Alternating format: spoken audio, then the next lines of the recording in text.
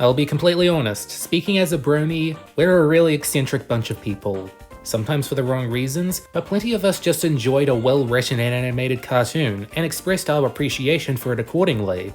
Do you remember just how many brony analysts were on YouTube back in the day, reviewing each episode as they came out? I wonder where they are now. But even back in those days, a lot of episodes faced some pretty harsh scrutiny. The season 7 episode, Fame and Misfortune, wasn't such case. Because by the time the episode aired on August 12, 2017, most of the people who watched the show just to critique it had given up. I could tell you why, and I have like 3 times now. But for the remaining members of the brony community, this got some reactions, and when you learn about how it was written in the first place, it's easy to see why. This was notably the last episode to be penned by any of the writers who were hired by Lauren Faust, M.A. Larson, and he wasn't happy to get the honors. He stated his displeasure with the episode clearly at a Q&A at BronyCan 2017, and later on in a Reddit AMA, claiming it to be his least favorite episode he wrote. So then I read the premise, and I'm like, I was really bothered by the idea that we were going to take these background ponies. Can I say like an off-color word out in Canada? Yes. Yeah, go They ahead. have to be assholes. I thought, like, why are we doing that? I don't want to put words in the guy's mouth. He said all he could about working on it at the Q&A, which you can freely watch, including his idea to rework the story into something a little more personal and positive. All I'll say is it was brave of him to come forward and admit the episode was poorly handled, especially considering how shows like Friendship is Magic are written. It makes me wish more writers and other crew members on cartoons could express more open thoughts on their work, positive or negative. It's understandably rare, contracts and NDAs are what they are, but more honest and opinionated discussions could go a long way in letting animation writers have a little thing called basic human rights. On to the story. Twilight gets caught in an argument between Tula Ruler and Coconut Cream, some new fillies based on older Gen 3 ponies, that Twilight's able to calm down and offer a story and listen to. Friendship isn't always easy, but there's no doubt it's worth fighting for. It in fact seems to have been the first time she and her friends faced off against Discord, so she gets an idea. Finding her old friendship journal, which was last seen 3 years and 1 move ago, she gets Starlight to revert it to mint condition and duplicate it so each of her friends can have a copy. They love reading their own entries about their own adventures like narcissists so much that Twilight suggests they get it published, and it becomes a smash hit. Seemingly a couple days after it hits the shelves and everyone has a copy, things start to go awry. The Cutie Mark Crusaders decide to use it to advertise their own Cutie Mark camp, and Twilight's swarmed by fans wanting autographs. But things really start to go wrong when she, Starlight, and Rarity overhear some ponies criticizing Rarity's entries and who she appears to be as a pony. And the unfavorable attention doesn't stop there. Pinkie Pie can't complete a sentence without everyone laughing at her, Rainbow Dash is swarmed by young fans who won't leave her alone, Fluttershy gets harassed by readers who are tired of seeing her learn the same lessons time and time again, and Applejack has decided to invite a bunch of strangers into the family, much to her real family's confusion and exhaustion. There is so much to unpack here. Almost every episode only has 1 or 2 major conflicts to keep things more organized, but this episode gives you 5, sort of 6, one after the other, with hardly any justification and plenty of issues to pull apart.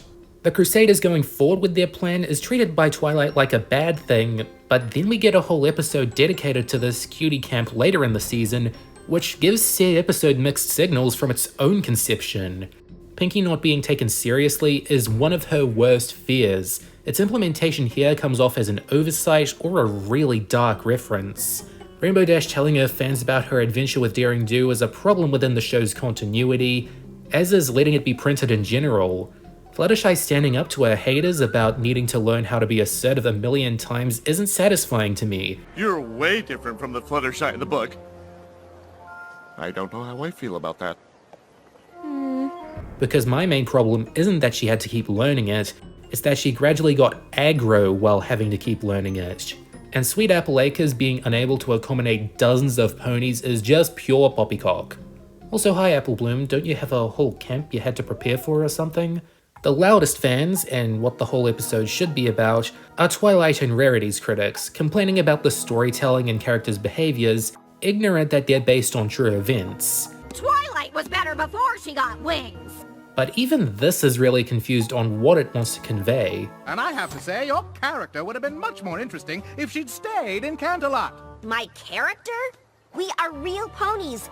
If this is supposed to be a dig at the show's critics, the whole context for the criticisms are completely different in real life than the show. They tend to be directed at fictional episodes of television produced by a multi-billion-dollar conglomerate designed to sell toys, not real accounts of real people's lives in a self-published journal. They've made a whole meta-commentary about the fans of a completely different piece of media in a completely different medium, and I don't quite get the motivation.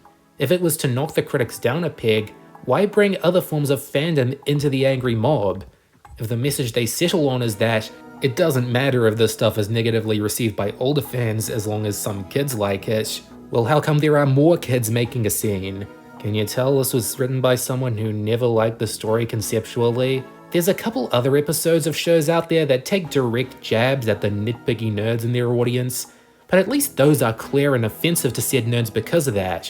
Fame and Misfortune doesn't even have the coherence to be properly offensive. It's just a hodgepodge of jabs at random types of fans, even those who love the show and aren't doing anything harmful in real life. Bad-mouthing and harassing the writers and actors is never okay, but that angle receives so little focus compared to the rest of the stories going on.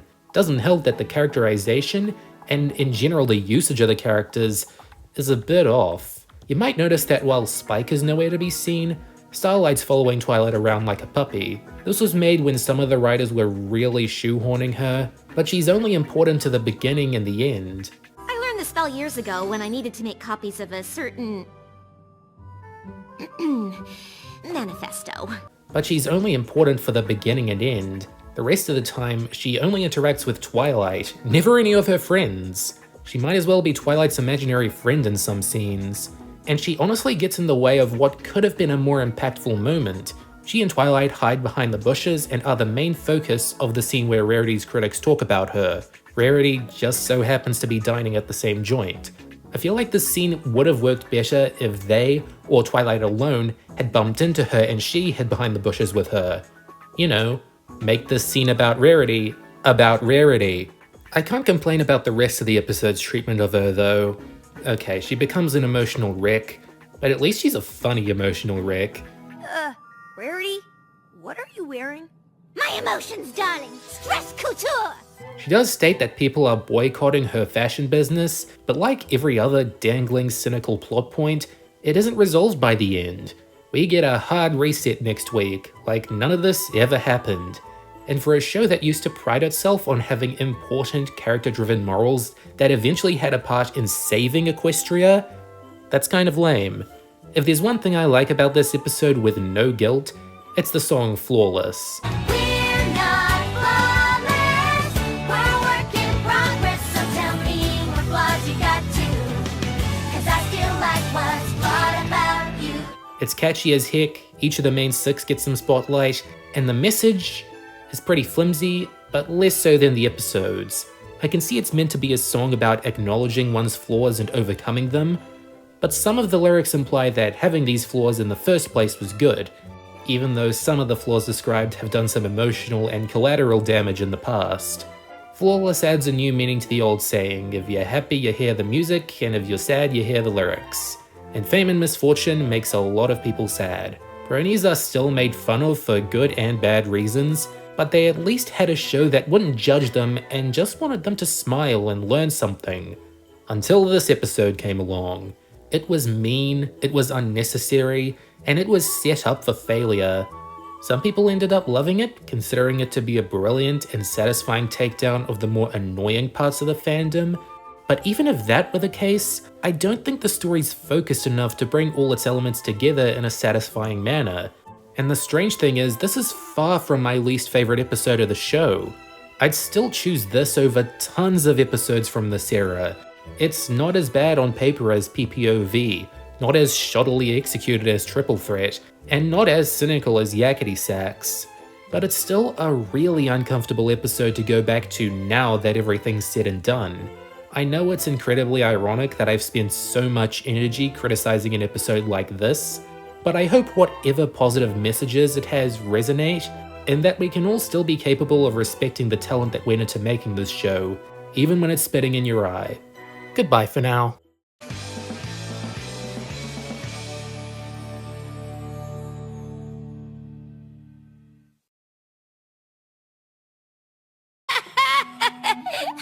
I'm awesome!